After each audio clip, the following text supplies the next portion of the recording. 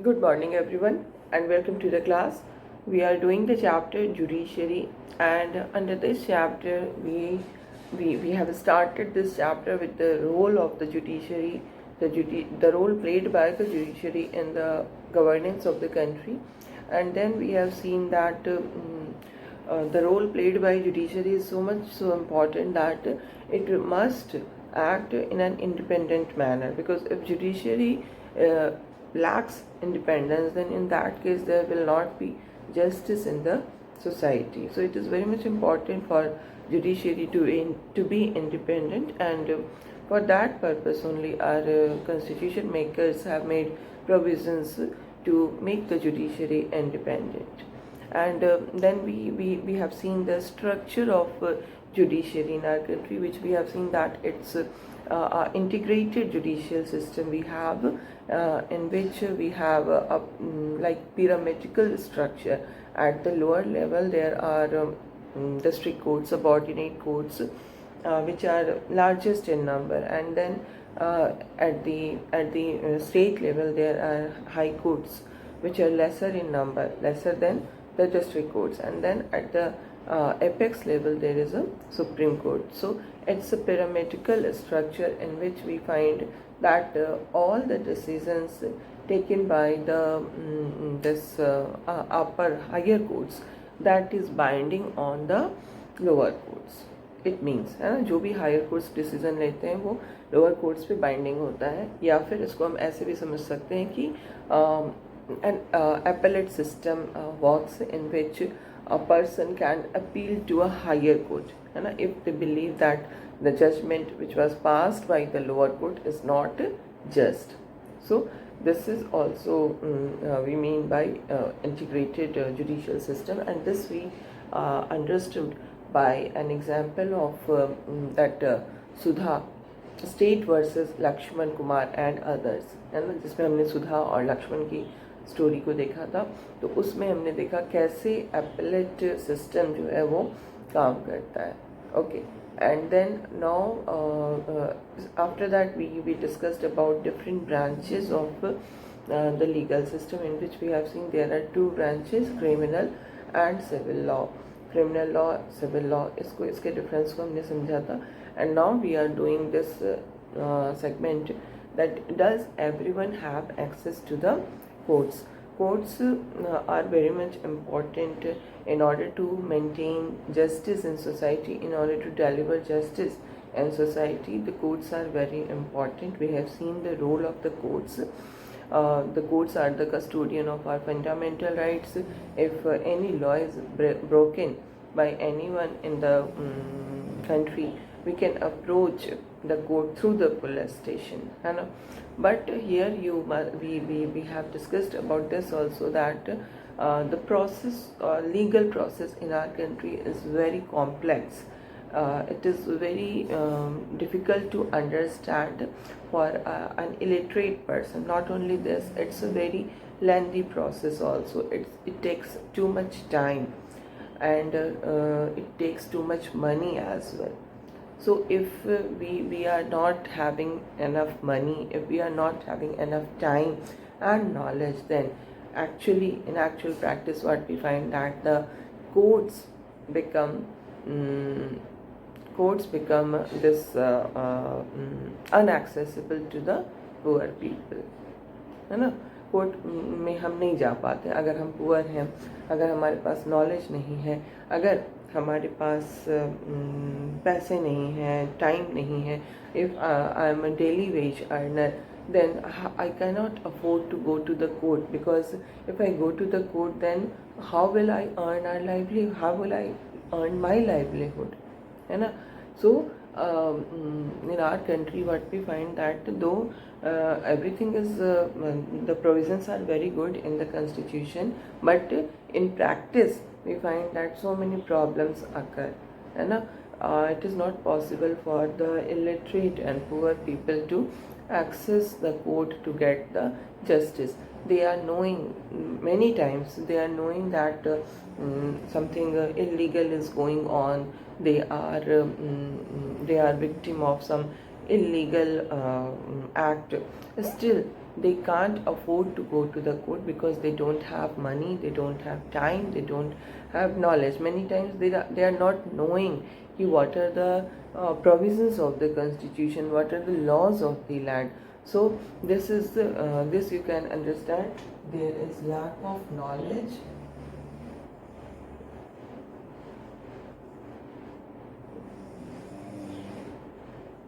lack of time, and lack of money.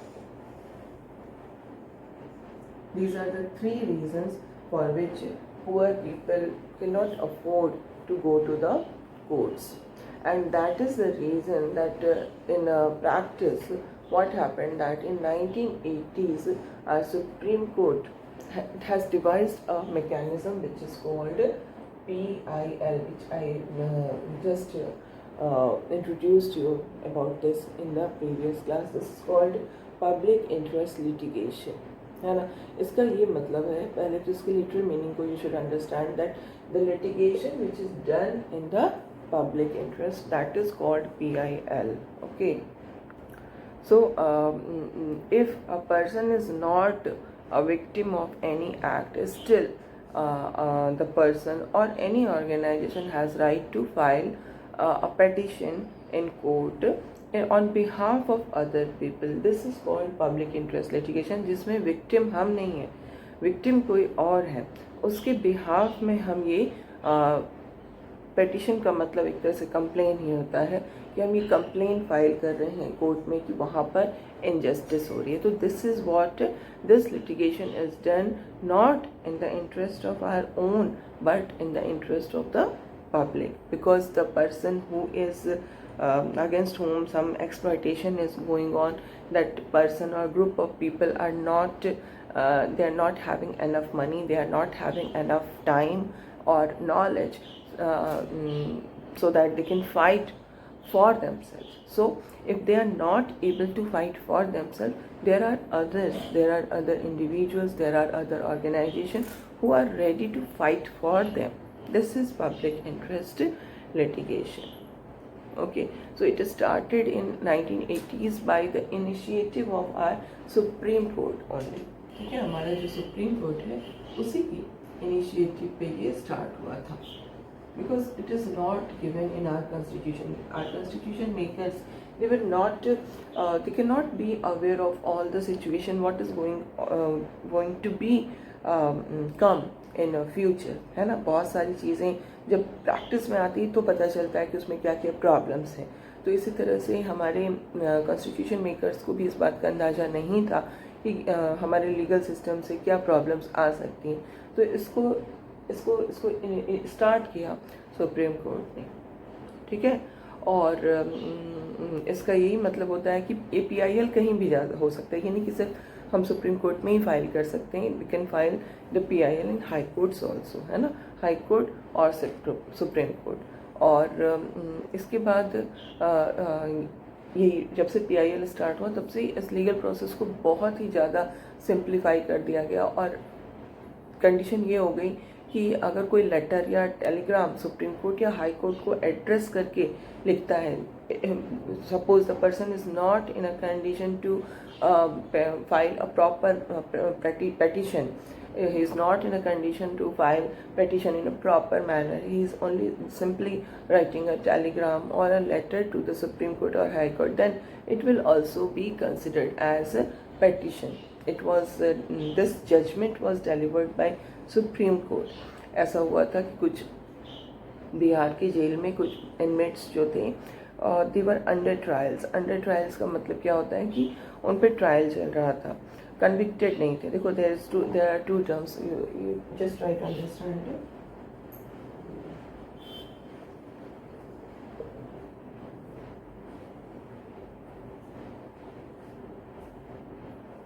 Under trials and convicted. Under trials मतलब उस पर trial अभी चल रहा है. मान लीजिए उस पर किसी तरह का कोई एलिगेशन लगा है, FIR हुआ है, चार्जशीट उसके अगेंस्ट प्रिपेयर हो गया है, कोर्ट में केस उसके अगेंस्ट स्टार्ट हो गया, तो ही इज़ अंडर ट्रायल, ही और सी इज़ अंडर ट्रायल. उस पर ट्रायल चल रहा है, केस चल रहा है.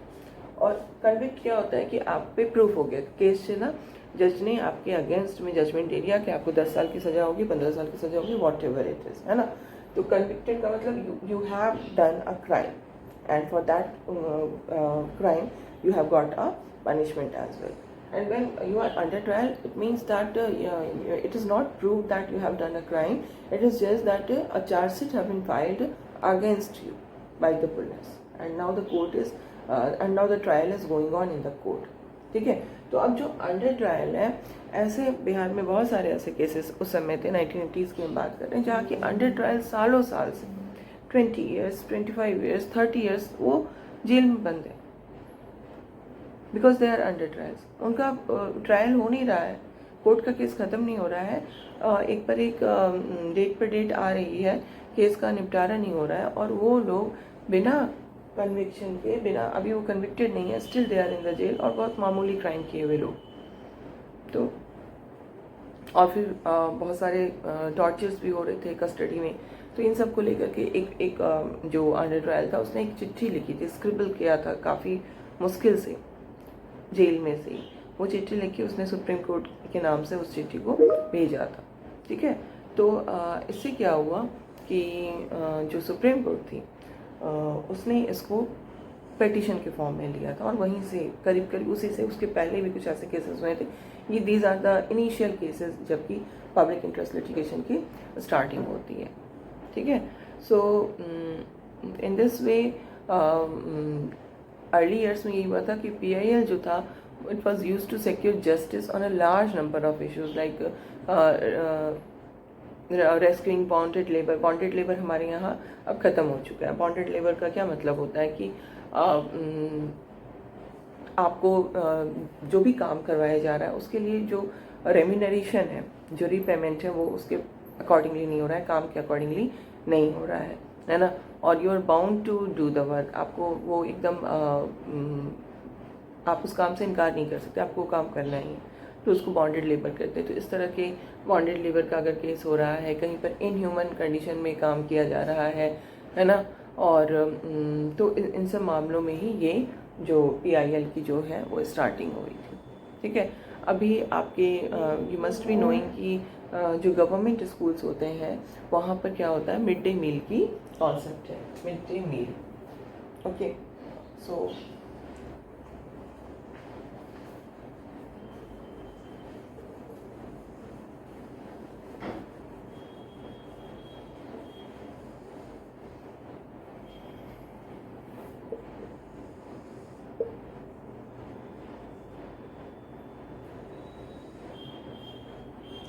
अब ये मिड डे मील से हम क्या मीन करते हैं, जिसमें कि जो बच्चे होते हैं वो गवर्नमेंट स्कूल्स में और जो गवर्नमेंट एडेड स्कूल होती हैं वहाँ पर ये मिड डे मील होता है, जिसमें कि बच्चों को दोपहर का जो लंच होता है, they get lunch from the school only. तो ये जो मिड डे मील आज के समय में स्कूलों में बच्चों को मिलता है, गवर्नमेंट स्कूल्स में, गवर्नमेंट एडेड स्कूल में, that is because of PIL only. PIL ही हुआ था जिसकी वजह से ये इसकी स्टार्टिंग हुई थी. 2001 में क्या हुआ कि राजस्थान और उड़ीसा में ड्राफ्ट आया, है ना. ड्राफ्ट का मतलब क्या हुआ कि शॉर्टेज ऑफ फूड, खाना ग्रेन्स जो है उसका प्रोडक्शन नहीं हो पाया, और जिसके कारण शॉर्टेज ऑफ फूड हो गया. तो जब शॉर्टेज ऑफ फूड हुआ तो क्या हुआ कि लोगों को तो ग्रेन्स नहीं मिल रहे थे, but at that time the government godowns were full of grains. Government के गोडाउन में पहले से जो ग्रेन्स का प्रोडक्शन हुआ था, गवर्नमेंट उनको लेती है ना फार्मर से, तो उनके गोडाउन में ग्रेन्स भरे हुए थे, है ना. और ग्रेन्स नहीं थे, ग्रेन्स थे गोडाउन में. इस सिचुएशन में क्या हुआ कि मतलब लोगों के पास खाना नहीं है बट गवर्नमेंट के पास ग्रेन्स था. तो इस तरह में क्या हुआ कि ऐसे बहुत सारे NGOs थे जो सामने आए और उन्होंने एक पिटीशन फाइल किया सुप्रीम कोर्ट में इसी के रिगार्डिंग कि लोगों को लोग भूख से मर रहे हैं और गवर्नमेंट के गोडाउन में ग्रेन्स पड़े हुए हैं, है ना. और इसमें यही कहा गया कि जो हमारा फंडामेंटल राइट है, राइट टू लाइफ, जो कि हमें कॉन्स्टिट्यूशन आर्टिकल 21 देता है, उसके अंदर राइट टू लाइफ के अंदर राइट टू फूड भी आता है. Because if we don't get food when we will not be able to live, है ना. तो राइट टू लाइफ के अंदर राइट टू फूड में भी आता है, और इसलिए जो स्टेट है उसकी ये ड्यूटी है कि वो अपने सिटीजन्स को प्रॉपर पूरी जो फूड है वो अवेलेबल कराए, है ना। अगर उसके गोडाउन्स में ग्रेन्स भरे हुए हैं तो वो अपने लोगों को उस फूड को वो प्रोवाइड कराए। और तब सुप्रीम कोर्ट ने यही रूलिंग दी कि स्टेट की जो ड्यूटी है वो यही है कि वो सबको फूड प्रोवाइड करे। और उसी समय से ये मिड डे मील का जो कॉन्सेप्ट है वो स्टार्ट होता है, ठीक है। तो इस तरह से हम देखते हैं कि कॉमन लोगों के लिए कोर्ट तक एक्सेस होना बहुत ही इम्पॉर्टेंट होता है, तभी जस्टिस पॉसिबल है। बिकॉज जहाँ कहीं भी इनजस्टिस होता है तो कॉमन पीपल जो होते हैं दे आर द सफरर्स, है ना। अगर उनको कोर्ट तक पहुँचना ही मुश्किल हो जाए, कोर्ट तक एक्सेसिबिलिटी ही ना हो, तो फिर कोई मतलब नहीं रह जाता है जुडिशल सिस्टम का, है ना। कई बार हम ये भी देखते हैं कि कोर्ट के ऐसे भी जजमेंट होते हैं जो कि लोग बिलीव करते हैं कि ऐसे जजमेंट हुए जो कि लोगों के इंटरेस्ट के अगेंस्ट हुए, है ना। लाइक इसका एग्जांपल है एक्टिविस्ट थे who work on issue concerning the right to shelter and housing for the poor, ठीक है। ऐसा एक ग्रुप था जो ये चाहता था कि लोगों को राइट टू शेल्टर मिले, राइट टू हाउसिंग, है ना। अगर हमें राइट टू लाइफ मिल रहा है तो we must have right to shelter also. तो उनका ये कहना था कि जजमेंट जो इसके रिगार्डिंग कुछ ऐसे जजमेंट हुए जिसमें कि वो पुअर के अगेंस्ट चला गया, ठीक है। इसमें हम लोग Olga Tellis versus Bombay municipal corporation का जो केस था उसको हम लोग थोड़ा सा डिस्कस करेंगे। Olga Tellis versus Bombay municipal corporation, Olga Tellis versus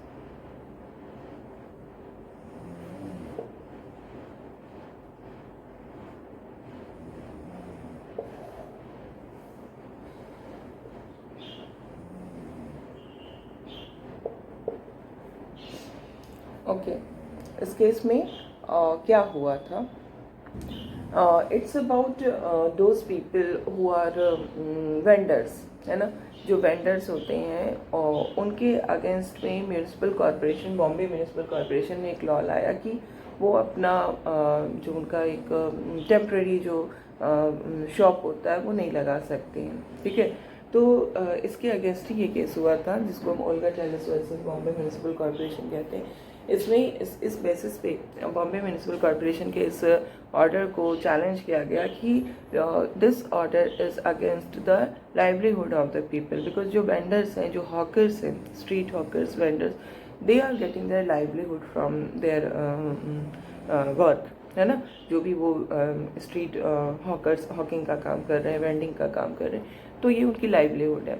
और हमारा कॉन्स्टिट्यूशन हमें राइट टू लाइफ देता है, तो कोई भी म्यूनिसिपल कॉरपोरेशन हमसे ये राइट हमसे नहीं छीन सकती, because right to livelihood is also a part of right to life. और इसमें सुप्रीम कोर्ट ने जो जजमेंट दिया था वो यही दिया था कि हाँ, right to livelihood is also a part of right to life, और इसको म्यूनिसिपल कॉरपोरेशन अपने डिसीजन से हमसे वापस नहीं ले सकती है। तो इस तरह के जजमेंट आते रहे हैं सुप्रीम कोर्ट के कई सारे, जहाँ पर हम ये देखते हैं कि सुप्रीम कोर्ट ने पुअर के फेवर में जजमेंट दिया है, क्योंकि पुअर जो है, अगर पुअर के ही अगेंस्ट में जुडिशल सिस्टम काम करे तो फिर हमारे कंट्री में जस्टिस का कहीं कोई मतलब नहीं रह जाता है ना। तो इसके अलावा एक और भी इशू है जो कि हमारे एक्सेस को रोकता है, और वो है long number of years that courts take to hear a case. कोई भी एक केस जो कोर्ट में जाती है उसका पूरा का पूरा रिजोल्यूशन होने में बहुत ज़्यादा टाइम लगता है। और जैसे कि you must be knowing a phrase, justice delayed is justice denied.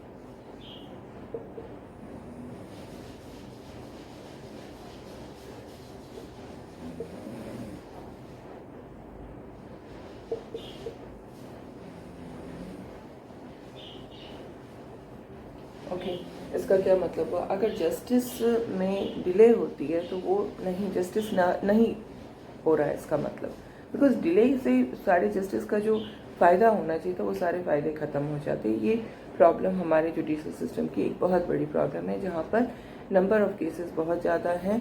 एक केस को पूरी तरह से ख़त्म होने में बहुत लंबा समय लगता है, और इसी कारण कई लोग केस कोर्ट के मामलों में फंसना ही नहीं चाहते, कोर्ट के मामलों में जाना ही नहीं चाहते। तो दीज आर द प्रॉब्लम्स. हमने इसको हम एक डेटा भी हमारी बुक में अवेलेबल है. तो वी विल जस्ट थोड़ा सा एक पार्ट रह गया हमारे चैप्टर का, वो और extra questions. We will do this in the next class.